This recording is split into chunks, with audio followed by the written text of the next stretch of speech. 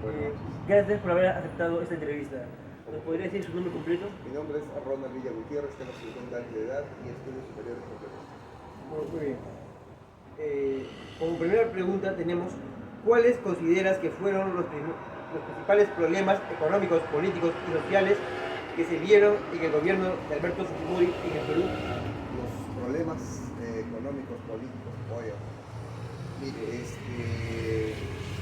cuando Alberto Fujimori toma el poder, Alan García le deja pues, una herencia, pero difícil para cualquier gobierno. Nosotros recordamos la superinflación que le había dejado Alan García. El primer gobierno de Alan García fue desastroso y ante ese desastroso gobierno se enfrentó el gobierno de Alberto Fujimori. De hecho, cuando Alberto Fujimori entra al poder, habían aquí dos grupos políticos muy fuertes, el Fredemo y Cambio 90. Fredemo liderado por Mario Vargas Llosa.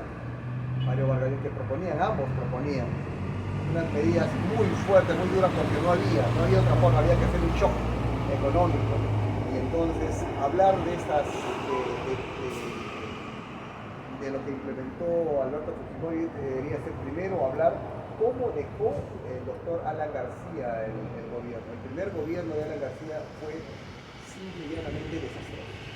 Muy bien.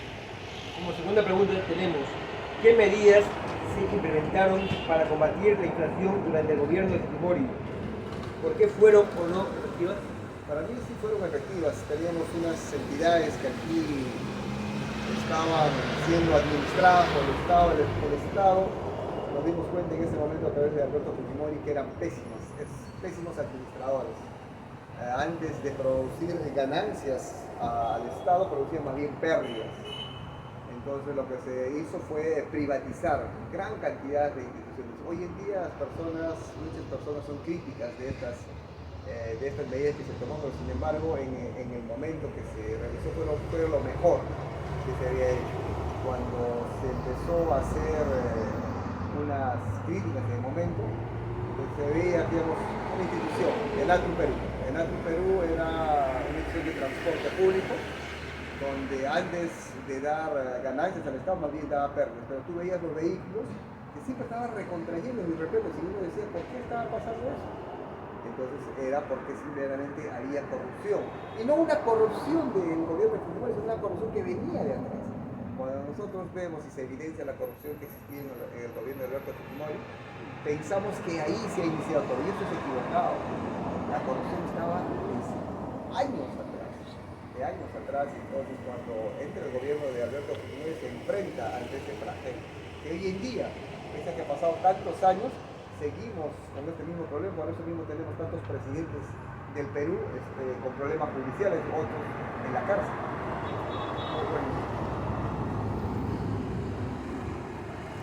¿Qué políticas sociales se implementaron durante el gobierno de Fujimori para abordar la pobreza y la desigualdad en el país? Bueno, fueron varios, ¿no? Pero el que recuerdo fue el PRONA, el Programa Nacional de Alimentación. Fue un programa que hizo que el Estado llegue más a los sectores rurales. El Estado había perdido presencia, no sé si había perdido o nunca había estado el Estado en los lugares donde había extrema pobreza en el campo. No estaba. Con Alberto Fujimori se hace todo lo posible para que el Estado llegue a estas poblaciones que nunca habían tenido apoyo del Estado. Entonces, hoy en día ya no está lo que es el PRONA, una situación creo netamente también de corrupción, pero ya de corrupción después del gobierno de Fujimori. Pero lo que tenemos que ver es eso, ¿no? Que aquí en Perú tenemos un serio problema de corrupción, aquí en el Perú y en el mundo tenemos un serio problema de corrupción que pues, es como un cáncer que carcome a todas las poblaciones. Entonces, a veces nosotros cuando se ha evidenciado los problemas de corrupción en el gobierno de Fujimori se cree equivocadamente que solamente pasó el gobierno de Fujimori. Y no es así. Después tenemos varios presidentes que por corrupción están ahorita en la cárcel o también tienen problemas judiciales.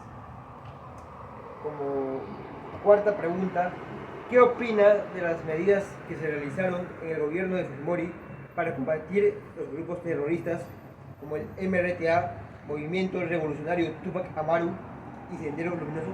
Una de las columnas vertebrales para que exista un buen gobierno, un buen Estado, es la seguridad.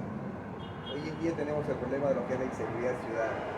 Bandas organizadas a nivel nacional e internacional que están operando en Perú y que están haciendo que las inversiones privadas estén huyendo. Tenemos secuestradores, extorsionadores. Lo mismo pasaba en el gobierno de Alberto Fujimori. Desde el gobierno de Raúl de Terry, se había dejado de lado o no se había querido ver el problema que estaba pasando con el terrorismo que se había iniciado ya en Ayacucho, en Huanta. Entonces el gobierno de Alan García tampoco le prestó mucha importancia, pero ya para el gobierno de Fujimori teníamos que el terrorismo había avanzado del campo a la ciudad. Aquí hubo problemas fuertísimos, tenemos la toma de la embajada de Japón, tenemos el Barata, vemos asesinatos por parte de estos enajenados mentales que son los terroristas de Elena Roquedad y Sendero Luminoso, que causaron más de 25.000 muertos. Entonces, ¿qué hizo el gobierno de Fujimori? Fue activar unas políticas tanto en las Fuerzas Armadas como en la Policía Nacional para la captura de sus principales líderes. Uno de sus principales líderes Sendero Luminoso fue Abimael Guzmán Reynoso, quien se creía equivocadamente la cuarta espada del marxismo. Entonces, todas estas personas le hicieron un daño terrible, pero el gobierno de Fujimori se capturó gracias a la Policía Nacional de Perú y gracias a las Fuerzas Armadas a los principales líderes y cabecillas, tanto del MRTA como Sendero Luminoso, que le hicieron tanto daño al Perú. Muy bien. Como quinta pregunta, durante el gobierno de Fujimori se realizó una campaña de control demográfico que consistió en esterilizar a miles de mujeres, sobre todo de campesinas e indígenas. ¿Qué opinas sobre esta política? Mira, cuando nosotros hablamos de miles de personas, eso es errado. Eso en las campañas políticas siempre se ha dicho, atacando a lo que es el fujimorismo. Yo no tengo que ver nada con el fujimorismo, pero me parece un horror que las personas estén tomando campañas o dando informaciones falsas y equivocadas. Se ha visto en el gobierno, me parece, si no estoy equivocado, el gobierno de Ollanta Humala, que los casos que se han judicializado son 50, 60 casos, creo. ¿No? Son 50, 60 casos. De hecho, el solo hecho que haya una sola persona, una sola dama, que haya sido vulnerada en sus derechos, ya es terrible. Pero hablar pues, de miles de casos es prácticamente ya como que agrandar unas cifras y jalar agua para el molino, pero eso lo podemos ver pues, tanto en campañas políticas, pero no. Una situación netamente real, no es así. El gobierno de Alberto Fujimori, cuando él toma el poder vía elecciones democráticas, se encuentra con una pobreza terrible. Las personas de bajas economías tenían 15, 18 hijos. Entonces, ¿cómo se podía hacer? ¿Cómo se podía hacer para que estos índices de pobreza bajen? Entonces, se dice que uno es un buen general después de la guerra. Ahora que estamos gozando de una buena economía, que pese a que ha habido el COVID, pese a que ha habido tantos problemas, no se siente todavía como si se sintió en esos años.